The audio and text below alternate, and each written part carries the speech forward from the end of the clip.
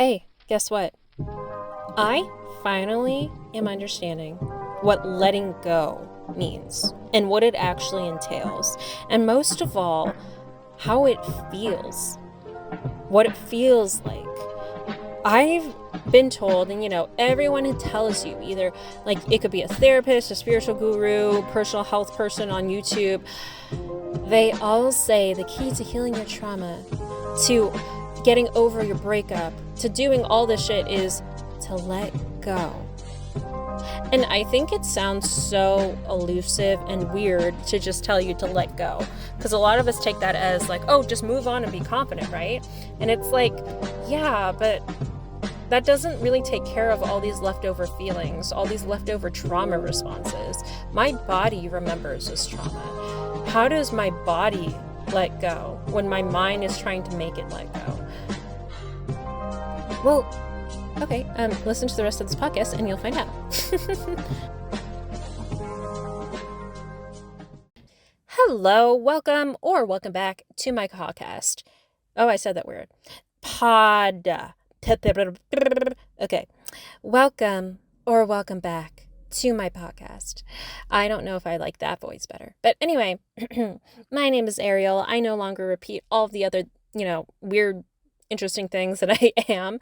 But I will say today that I am a person who's healing. Thank God. Thank the Lord. And I want to start this off by emphasizing that your healing journey is at the pace that it needs to be at. And as much as in past years, in past days ago, really, I have beaten myself up for not healing faster, for not feeling different faster, I just want to remind you that you are doing the best that you can with what you have, considering the environment that you grew up in and all the different ways that you could or could not have controlled what your trauma responses are. You are doing great. And I know you're making progress. And I think you deserve to recognize yourself for that and to validate that, okay? Because what you're doing is healing and starting to let go. Even if it's not entirely gone yet, even if the problem hasn't been entirely resolved, you are moving towards it. And that's huge. Okay, I want to share a little bit of my past couple days with y'all because it's only been the past couple days where it's hit me that I'm such a I go hard on everything that needs problem solving. Like, if you are also a person who freaking loves cleaning and loves organizing, some of us are also like that. I'm not saying that you're like that because of this only, but because some people are just born like that. Some of us love it, but a lot of us end up this way because we're used to being the problem solvers and the cleanup crew emotionally in our families. I know, shitty, right? What's funny is when I grew up, I was the youngest in my family. I have one older sister, and I immediately would look at things my family was doing, and I think of all the different ways they could do it in a healthy way. I could see them exploding and being angry. I could see them being, like jealous or being insecure. But the thing is as much as I can sit back and look at a person and go, I know the way you can solve that, it's really up to them to do it on their time. But I ended up taking on this sort of burden, really, of being super empathetic to them, to tuning into them, to listening to their issues and their problems, and kind of forgetting myself and almost self-abandoning, really. And in my last episode, I talked a lot about anger and how I held on to anger and I kept getting triggered and angry all the time whenever I had a fight with my parents. And we would end up in this vicious cycle of the same argument over and over again, to the point where they would get mad at me for getting mad at them. And that's unhealthy. So we'll unpack something like that. What goes into that later. But Ugh, it felt like all the ways that people are telling me to deal with it weren't working. I'd see therapists and they would be like, "Oh, you're still holding on to anger because you think too much about what people think. And you're holding on to anger because you're not confident yet. You're holding on to anger because you're just, overthinking because you're just anxious." And while all of these things are true, like on some level, they're not the root cause. Do you know what I mean?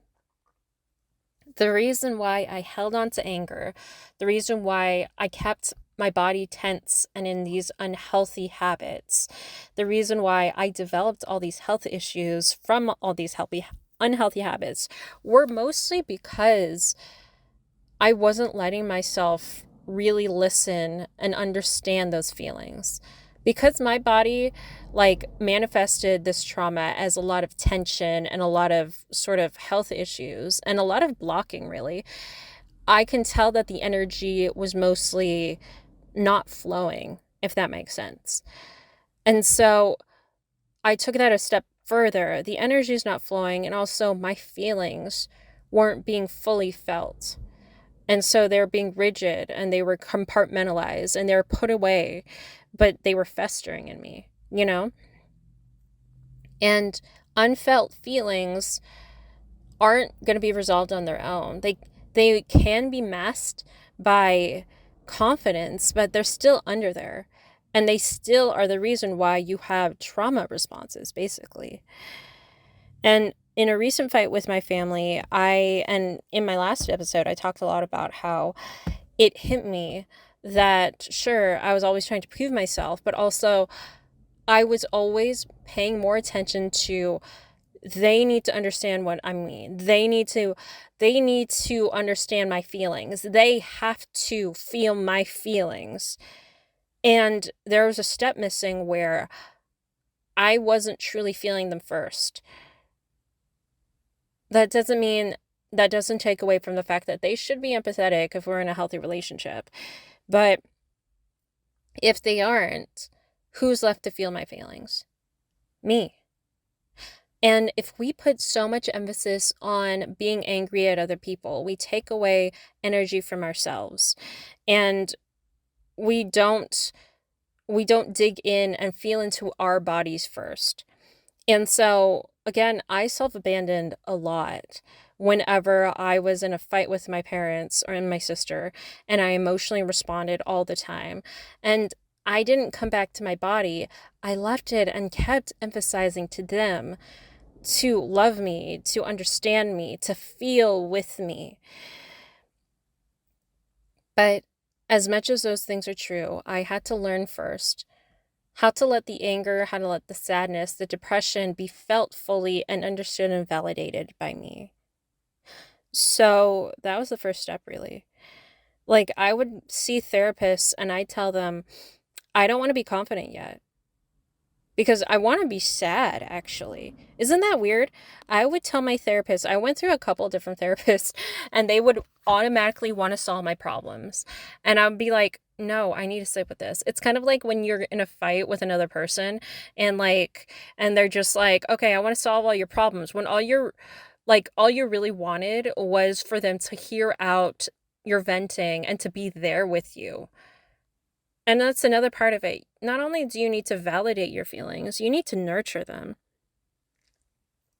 I have felt for most of my life that I understood things differently than the rest of my family.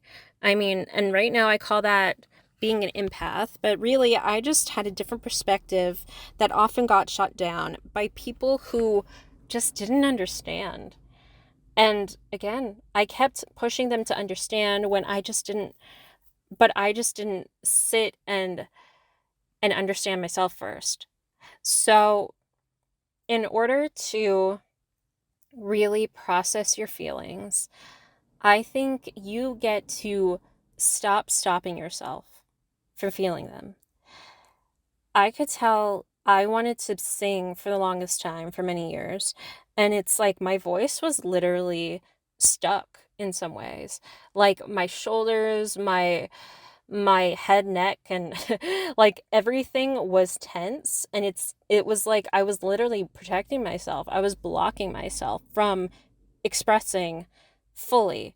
I found out later that I wasn't breathing out. I wasn't exhaling fully. So literally I was not letting go fully. And like, so in order to actually let go and breathe out fully, like, I started to work on that the past couple of weeks, really, and I felt the depth of how much my body could move. Like, we're talking, I've had years of bad posture, and last couple of weeks have been the only time that like I've delved that deep into how, like, my full range of motion. And I could feel emotionally that it was difficult for me to let go. Like, because when you hold so much emotion, if you've ever seen someone, like, even like those videos of chiropractors adjusting people for the first time and them feeling that release for the first time in years, they start crying because not only were they in pain for so many years, but they were emotionally holding on to pain. They were moving and living and working and dealing with shit in that same position, in that pain, and they never let go. And for the first time, I had let go, and I could feel myself resisting against it. I could feel that emotionally while I was trying to let go. I was hearing therapists and physical therapists, personal trainers telling me like, "No, you don't have to move that way.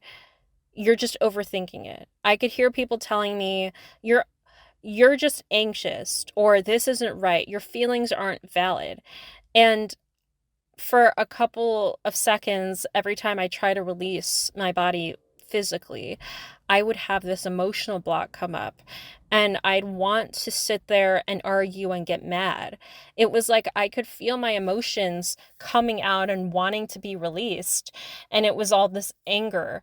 And as I was actually letting go of my shoulders and everything, I could feel that I wanted to cry, not just because my body was listening, but because I was sort of letting go of all those feelings, and I was telling myself, they're not here anymore. Like, these people and what they've said to me aren't true. And I don't have to literally tense up to protect myself. I don't need to keep tensing up to prove myself. I don't need to hold on. I can breathe this out. And even though I'm not perfect at it yet, I can continue practicing how to breathe this out. And I like I've found that I need to kind of do this by myself in my room because it's like I'll want to cry from relief and from emotional release. And it's a really interesting deep like process that I'm going through right now. And for a lot of us, for a lot of you guys, I don't know that you literally need to do this with your body, but because mine is just like my body is all out of alignment. And many of you probably could be in an aligned body, but you would feel that physical release somehow by, let's say, meditating, sitting with yourself, literally just doing breathing exercises and thinking about what your blocks have been. If you kind of meditate on something that has upset you, like a fight that you've had, patterns that kept you stuck, if you think about it and if you meditate and feel into what your body feels like as you think about that ex-boyfriend, like your mother, your father, the narcissist in your life, whatever the situation may be, feel into how your body responds. Like, does your heart like start beating faster? Do you start tensing up like I do? Does your body actually start dissociating and it doesn't want to be present? Does it start trying too hard? Does your brain start running and try to block things? So many different ways that we deal with our trauma can come up in our bodies. And I think it helps to meditate on it and see, like, how can I actually take this back sit with it by myself and learn how to feel different. I don't want to say, again, how to be confident or how to fully forgive yet. I just mean, can you take that same moment, look at or feel into your body's response, and can you in your body learn to ease your body instead, to respond differently? I think that's an actual technique that I haven't actually done with a therapist. Is it EMDR? I don't know. But it's like I'm accidentally stumbling upon it now. And I love that I can actually do it well. That's why a lot of the reason why people do yoga is because they're stretching out while they're emphasizing breathing out. You know what I mean? But that full body, like keeping it embodied and not just mental, actually helps. Now, obviously, you do want to rewrite your limiting beliefs. You want to think differently, and a lot of the times we need to start there first to get the initial awareness.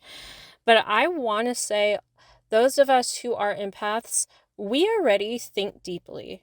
We already feel deeply into things. I think a lot of the issues are coming back into ourselves. So the letting go is also letting go of other people's energies. So the limiting beliefs, rewriting them, those beliefs are somebody else's. And those beliefs, if we have been depressed or anxious for a lot of our lives, I have always been frustrated whenever people would tell me I was always anxious or I was overthinking. And the reason for that would be because it's not just overthinking. My brain was fighting to be heard, but these limiting beliefs were blocking it. So a lot of the times when I'd be overthinking, when I'd get anxious, when I didn't respond right away, when I didn't respond calmly, when I got triggered in anger, a lot of the times that was because my mind was doing two different things. It was trying to defend itself and not take in the other person's belief systems, and it was trying to decide if it was right or not. So it was taking in their beliefs and everything, and on the flip side of it, it was trying to understand what it really wanted. It was trying to understand what the belief, what was true to it. You know, it was trying to hear its own voice, really. And so when you overthink, you also end up trying to solve problems and trying to find a new solution, but you're being blocked, you're being crowded with all these other thoughts. So you go around in circles and you ruminate because neither of the two win, you know? And I want to say there's so much unnecessary shame and also unnecessary, like, habits that don't solve your problems that people tell you to do if you've gone through these cycles. Like I said, if someone just says you're overthinking, they tell you to stop thinking, which is good, but then they basically tell you to invalidate what you were just doing. And I think that's the main problem. If someone says you're overthinking, just so you know, make sure you take it as just stop and rest. And do not take it on as your belief systems are wrong, you should never listen to yourself. Because there's a little voice in your head that's trying to come out that wants to be listened to. And yeah, the other voice is probably not the correct belief system, but it just basically what you want to do is just know that there's something in you that is still there. That is your genuine voice that wants to be heard, that wants to take the reins, really. So, in letting go, not only do we need to come back to our bodies, be more aware, and listen to ourselves, but the hard part is really, how do we distance ourselves from the other people? Well, firstly, I think just know that, again, this is on your time. Sometimes you think, you unlock and you progress really with initial self-awareness. And you make so much of an improvement when you start to understand yourself and when you start initially realizing this was gaslighting. This was unfair treatment. And again, it might come up first that you're angry for a while. And I think that's okay. That's what I've been going through too. And a lot of the times, if you're me, you can't easily get out of these environments that made you this way. And so you might have to fight it off for a little while. And it's sucky and it's so uncomfortable, but there is a way to hold your own, even while you're in an environment that isn't right for you. So I think you get to this point now. So once you've come back to yourself, you've put the energy back on you. You do now get to this point of understanding that you don't have to prove yourself. You don't have to exert much more energy in places that probably wouldn't understand or wouldn't really change their habits. So if you're in a family situation and you can't get rid of your family, you do have to allow yourself the ability to sit with family, and if they are making comments, if they do not see eye to eye with you, if they're making fun of your, I don't know, career or the way you dress or your passions in life, I guess it's time to really just give no energy to them. I kind of talked about this in the last episode, but just to emphasize, there are sometimes like when, like the example of when you're being bullied, you don't want to react. And it's hard not to, because you want to lash out at them as, to stand up for yourself. And you are still standing up for yourself in this next example. But what you need to do is, again, not give them too much of your energy. Not think that you have to fix them, but also I think at a certain point you have to let go of caring that much more about a person, especially if they are treating you a certain way. Now, if it's your parents and a sibling, like in my case, it is a hard spot to be in because you care about them and their well-being, and you see so much of what they're doing wrong. You want to clean it up. You want to be the problem solver, but that takes from you. So you kind of have to approach it almost like you would a bully at school teasing you about like some dumbass thing. You kind of have to take their comments and go, no. You kind of have to and that's what letting go is really. Like, you have to realize that their reality is not your reality. And overemphasize to yourself that if you could see a way to solve problems, if you see the better way, you're kind of the hero in the situation. You have the upper hand. And we don't have to, I guess I could put it this way, to be honest. You are somewhat above them, or at least emotionally, in emotional awareness and how you treat people. And I think it's time that, including with self-validating, that you realize your power. You realize that you would turn around and treat someone better in this situation. And in a room full of people who are kind of a lower vibration than you, who treat people worse than you would, you are important. You're really, the way that you are and how you would treat other people is important. And they've already proven that they aren't the best for you. And so take it as if, let's put it this way. It's like if you watched a TV show that you didn't like, and you're like, I don't think whatever they're trying to say, what their message is, really resonates with me. I don't really want to watch the show anymore. So you got to do that same thing with other people's belief systems. And I know this is kind of easier said than done. And a lot of people think that they kind of are doing it. But like, how do you really not take that on? How do you not start getting resentful? You bring it back to yourself and you remember your identity and you remember your emotions and you remember your value.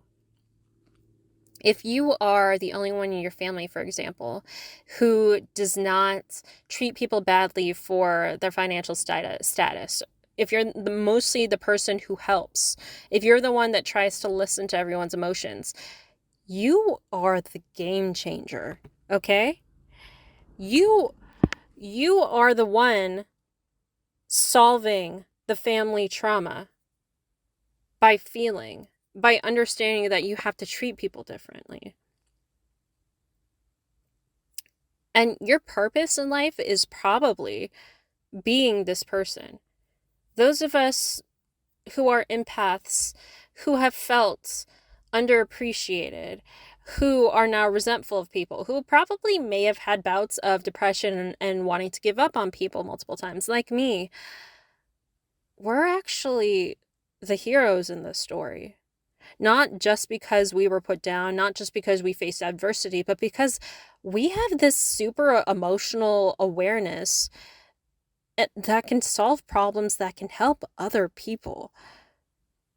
And if anything, sure, you can try to forgive other people. I have an issue with that, but I think whatever it is, if you need to let go, it's always best to bring it back to yourself. So it's not just, I have to shut down and not listen to these people. You have to sit there in dinners with uncomfortable family members and whatever and just realize that, wow, I am self-aware. I am very valuable. I have love to give. I have compassion for others. I have so much purpose and value. And even though these people do not get it, it's okay because, wow, they're not awakened, are they? They never knew what it would be like. And the thing is I could have had a very mirrored experience to, let's say, a sibling, a cousin, other family members. And I chose to still go with my feelings and to still make them the priority and to still walk with love and not with constant competition, not with unhealthy ego. I chose to be this good person and I've been beaten down for it, but God, am I strong? Am I strong for holding on to that and being this person and choosing that? Because I am brave for choosing this and for not choosing the other road. And several people may not recognize this, and they can mask it and they can act confident all they want, but they won't understand what you understand. And if you are in a situation where you keep having to prove yourself, you keep having to prove your value, I mean, like, if this was a romantic relationship situation, it would be right away, girl, cut them loose, you know? That is an unhealthy, like, romantic relationship. But it gets harder when it's a friendship or when it's family because it's just like, shouldn't I keep them around for something? Yeah, maybe, but that's where you draw boundaries. So, again, what else can we do with these people in these situations? Do we accept that it is what it is and let go and forgive? Yeah, I guess we have to. But what that looks like is, okay, my mom has a certain mindset and she's lived her whole life in that mindset. And as much as I want to show her my value, she won't really understand. And most of the time, people who aren't as emotionally aware of us, emotionally aware as we are, need to literally see it, obviously. They need to see it as a living example. And a lot of the times they won't listen to being scolded or being corrected because it's back on them. You see the pattern here? Every time it's back on them, it's always about them. And here's where we do have to let go of the emphasis on other people and other people's feelings. That is the hardest part as an empath. And you may find that you're kind of confused and you're like, wait, who actually am I if I'm not always fixing other people? Who actually am I if I'm not always explaining things and helping other people? You are a person with heart. You are, again, the person with sort of the emotional and like social power. And the best that you could do is to go find other people, go work in areas, go live as your ideal self and as the example. And that's the best you can do with these people who don't understand, because they can only see it. And so when people tell you, oh, just be confident around the people that don't treat you well, I get it. I guess that's what it means, but it's more than that. It's not just putting on a fake mask and competing with people. It's not proving yourself to people. It's not exerting any energy onto them and being focused on them. Being confident is the self-acceptance that you are who you are and you are living as you, and you do not have to do anything else. And if people come at you, then you gotta go, like, you gotta release them and let them go and not give them power. It is so funny. You get the most narcissistic people and you pay them no mind, and you act comfortable in yourself. They're like, oh no, look at me, what about me, I just what, and they go into this weird spiral, or like they bring it back to themselves and then they show you their insecurities.